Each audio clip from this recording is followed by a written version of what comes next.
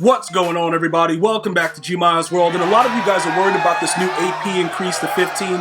What are the best meta abilities to use with the AP raise to 15? I'm going to give you guys a couple of scenarios on how you can kind of work it. But first, I'm going to show you what I'm doing with my abilities, all right? So I'm using 15 right now. I have my X factors as Gambler, Double Me, and Double Me for Randy Moss and Vernon Davis. Realistically, though, guys, one of the more interesting things is I probably shouldn't give it to Vernon because Double Me doesn't work the way it did last year. It's actually really ridiculous that EA still has it in the game because they've nerfed it so bad. It's really like 101s, it's probably like 60% you're gonna get that action of Moss. It's really bad. They've tuned it because in 20 it was just outrageous. How many of you guys remember Moss? The Moss ability when you start off like that. You guys know what I'm talking about. Like, it was wild. So they nerfed it completely with all the Double Me and anything like that. And they completely removed Moss. And they don't want you getting that free win the way that we used to get it done. So I'm probably going to take it off of Vernon Davis. He usually gets activated a lot. Or maybe I'll give him something else. Because I use him so much. So maybe give him Vanguard or something. That way we get better run blocking when it comes down to that. And once he gets it, it's pretty much a GG's. We're going to do that right now, actually. Does he get Vanguard? I think we could probably go ahead and work that. Let me, because we get him activated. Yeah, he does get it. We'll do that because it might make more sense to do that. With the way that they've changed the meta right now, I think it probably makes sense to let him do that. So we'll do that. All right? That'll keep him going. And then in the run game, it'll help us to get more run yardage. All right, so does he? Yeah, so he already has it activated. Now, getting back to the actual meta, I have post up, and I have post up and identifier on the three guys in the middle. Now, post up wasn't affected with this update, but it's one of the more consistent things. Some of you guys prefer puller elite. I don't know. You know, power O is the move this year over stretch, but sometimes puller elite is not as effective. I've been going back and forth with it. It looks like post up just works better. So we could probably go puller elites on the two outside, like the guards, and then the center just keeps post up. We'll keep dabbling with that, but for now, I'm going to leave it the way it is. We have deep in on Uncle Vern. He plays tight end, obviously, so keeping him in the middle. Randy Moss with deep out. Aaron Rodgers has gunslinger with hot route master. Andre Johnson has mid in because he gets open against everything in the slot. Chase Claypool has deep out. Now, I do want to point out, they have tuned this game, so the way that I was mossing dudes prior to this update is not the same thing. So I'm going to have to work on that a little bit and get it going, but we will get that done and we will be mossing again in no time. Those are my abilities right now and the way that I'm keeping it based on what I feel comfortable with at this moment. You can go ahead and go back to the 5 nasty streaks now, and that's going to be 10, all right, on all your 5 linemen. You're going to use Gunslinger, which will be 3 on an Improviser, but if you have a strong arm QB, that's 2. So you could go 12. For me, it would be 13, right? And then you can get 2 deep threats and have deep out on the outside guys. Or, hear me out, you could keep Vernon Davis and Randy Moss with deep in and deep out. The problem is, the receiver that doesn't have it, like if you go 5 of the nasty streaks and that's 10, plus 3, Aaron Rodgers, and then 1 and 1 with Uncle Vern and Randy, the problem is going to be this. Chase Claypool is only going to be good for you if you have him on skinny post, but you won't have hot route master. So you would have to have plays that already have him in that actual, you know what I'm saying, in that actual skinny post, which there is. You know, the Colts is a very good playbook for that when you just want to have the custom post. It's very good playbook for that. But again, not having hot route master, I don't know how that would work out for you guys. But you can remember this, right? If you do have a strong arm QB, hot route master and gunslinger is 5. So you would have the nasty streaks, hot route master and gunslinger, but then you wouldn't have deep outs on the outside guys. So you're going to have to pick and choose how you want to do it. You know, right now, if you want to run that though, I've seen people try to start it up already. What they do is they come out of like eye close, audible down to, goal line and run power O with 5 nasty streaks. Pretty deadly, unless you know how to shoot the gap out of big nickel. You know, big nickel shooting the gap is like the best thing ever. Like, you just run right in and hit a dude in the backfield. But typically with nasty streak, they can't run right in all the time. Can they? Yes. But the nasty streaks will blast, a free safety or a corner that's trying to shoot up the middle. Just to kind of give you guys insight with that, you will blow it up with nasty streak.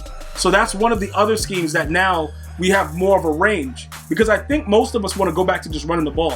I honestly do. I'm going to be looking at different playbooks, guys, and I'm just going to go crazy with other stuff because it really is starting to get annoying with a lot of the guys that shoot in the gap every play, and it's just weird. You got to, you know, have the right runs. You know, like I said, having the right power O's is usually something that's very, very good. I might even go back to running eye close because eye close is very, very hard to deal with when you run that power O, and sometimes you got to just let the run develop, and you can flip it to either side. So that's something that we could possibly take a look at just to keep you guys going with that. All right, so those are two scenarios. I showed you what I'm doing with mine, and then we also have the opportunity to go nasty streaks. All right, you can also just bolster up your QB with Playmaker. It costs 10, but you can Playmaker any of your skill positions that go out on a route. 10 plus whatever else you want to do and leave your O-line just with nothing and go that route as well. Because although they raised it to 10, having the additional 5, again, you have those deep out, deep ends, all that stuff, you're still good to go. You know what I'm saying? It's not like you still can't work it. You would just have to take off the ability on your O-lineman. But I think that that would work for a lot of you guys. So it depends. How do you want to run it? You know, that's another option. I will lab that for you guys if you want to know how that works as well. Just let me know what you want. All right, guys? Let me know. Like, I'm taking the feedback. I'm looking at it. My team is bringing it to me. I'm going to give you guys every aspect, every scenario of how you're going to be winning because we got 2 days to get ready for Weekend League. So my goal is to let you guys keep winning Weekend League games. All those positive comments, guys went from winning 3 Weekend League games to up to 12, 15. That is huge for me because it costs you nothing but your time to hear me tell you what's going on. That's it. And you watch me on GmiasWorld Gaming or on Twitch, and you see me get my brains beat in while I'm labbing, and then we get all those wins in Weekend League because that's what it's about. And as long as you guys are, you know, growing from it, I have no problem taking the, you know, the brunt of the maximum action of what's going on. Now, getting to the defensive side of the ball, I'm going to show you what I'm doing first. I actually have 2 more AP left, and I'm going to go over a few things. Acrobat is garbage, but it's necessary. Why is it necessary? Your players don't react with nothing on them. I learned that, but I was still winning a lot, so I didn't really care when I took the abilities off of them, but it's necessary. They've raised Deep Route KO across the board +1 with all archetypes, so it's up to you if you want to go that route. I would not. Double or nothing is now 4, and it's funny because it doesn't work, but they still don't want you to abuse it. So they don't want to give you a 2 ability point situation where you can flood your O-line with it, your D-line with it. One of them is going to have to work, and then that would create an imbalance. So they did what they had to do in that regard. No outsiders. I don't know exactly if they nerfed it, but I will tell you that Charles Haley is playing like an idiot. I don't know what exactly... Dude, he just does whatever he wants. Now look, hear me out, guys. If you guys run Big Nickel, you might be able to get away with having the 2 edge threats and 1 no outsiders or 2 no outsiders, depending on what you do with one of the... I don't want to take it off of Dion, because Dion plays safety for me, and he be diving all around for picks. I don't want him to do that. I got to figure out what I want to do there. But listen, I know that Edge Threat works better than Edge Threat Elite. That we already labbed. We labbed that live on stream. They reduced the amount that it costs for Edge Threat Elite for people to be idiots to go get it. Don't be fooled. Edge Threat by itself works better than Edge Threat Elite. I've already seen that. That's fine. No outsiders. I don't know what it's doing, but it's been reduced by 1. Cool. Another thing we can also do is this, right? We can also lab no edge threat and just no outsiders and see if we get the same sheds. Because I get good sheds from Haley with just no outsiders prior to this tuning update. But as of today with the tuning update, he's not really doing much. Which is why I took off the Acrobat for Rod Woodson, which opens up another 2 AP. I might just go 2 edge threats and just leave everything else the same. That's probably what I'm going to do, because the most meta thing you can do right now is run a 4 down lineman set and just have 2 edge threats. Like, it's like the best thing ever. Now look, the no outsider situation, that's going to hurt. It's gonna sting, bro. It's gonna definitely be a situation where you're gonna be like, yo, dudes are running all over me. But what happens is, because you have the inside stuff and you have at least what, you have the edge threats, they will allow you to maneuver and move around and do stuff. So don't feel like you don't have anything going on, because you do. The problem is, though, if they run stretches and power O's, you won't get that edge. Although I don't feel like I've been getting the edge anyway since the most recent tuning update. I'm gonna see what's up with that. But remember, a dangerous thing that we could do, hear me out, because I'm gonna keep pick artist on Derwin James. I think that the pick artist is necessary. Also, strip specialist appears to work even better now. So if you guys wanted to run that, you guys can have at it. You know what I'm saying? You guys can definitely have at it with that. But pick specialist is a necessity to make sure you don't get bad timing drop user picks. So my only issue would be this. If Dion can't dive, right? Because like I said, Nnamdi and Darrell, well, it all depends though. Darrell Revis is garbage, and he cost me a game in Weekend League by diving for a pick, and it went right through him, and the guy was diving behind him, and he caught it. But that's going to happen with Acrobat. But at the safety position, with Dion won't dive though. That's the only thing that's dangerous, and the reason that I'm pointing this out is, if you don't have no outsiders, you're going to give up big runs. You're going to give up big runs to the outside. And even when they run Power O, the no outsiders, it actually helps. So it's different metas that you can run, but the real glorious meta, and I recommend this to you guys, if you have 2 edge threats and you run any 4 down line set, those dudes are screaming every single play. It is absolutely obscene. The rest of it comes down to getting your players to react. Now, we can go bold and give Dion universal coverage and do the no outside a little thing. I just don't want to take that chance, because when there's a throw out of sack or somebody throws it across the middle, the more acrobats, the better. It's going to glitch out in certain parts of the game, and you're going to dive when your opponent won't react, and you will pick the ball off. Because the defense is overall, that I believe that that's part of what EA has done. They've made it overpowered. So although Acrobat is not like it's not what it was at launch, it still is something that's useful.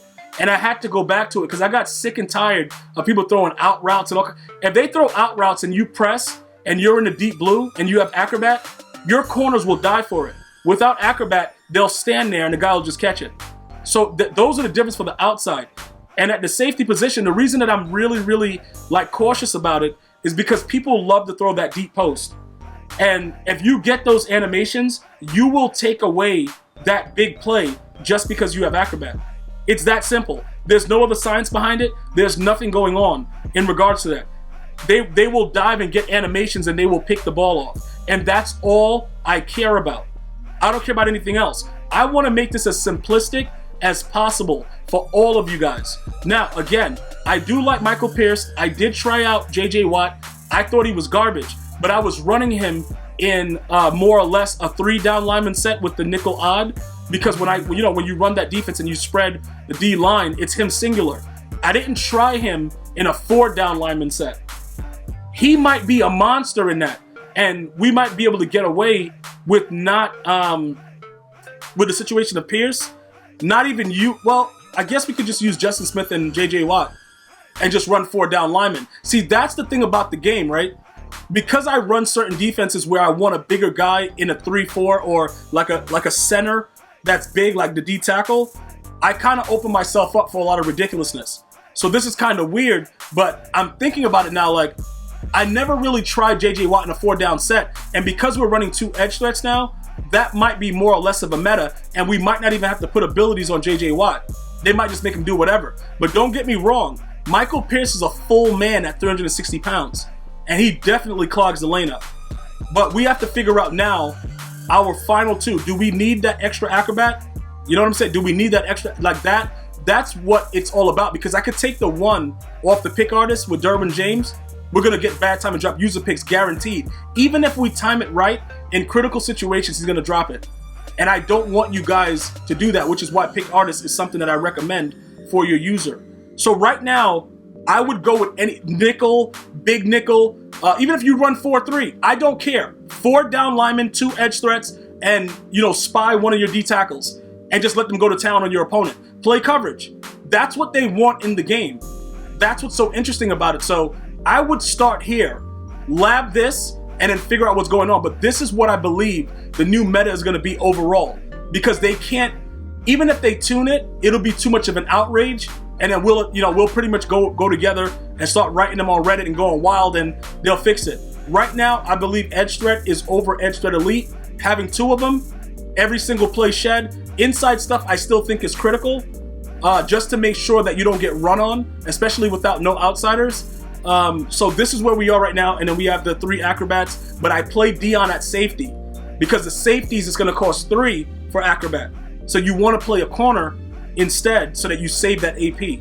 All right, guys, that's what I'm feeling right now. Let me know, leave your feedback. What would you like me to lab? Give me your new ability list, and we'll take a look at that too, probably at the next live stream via Twitch over at GmiasWorld.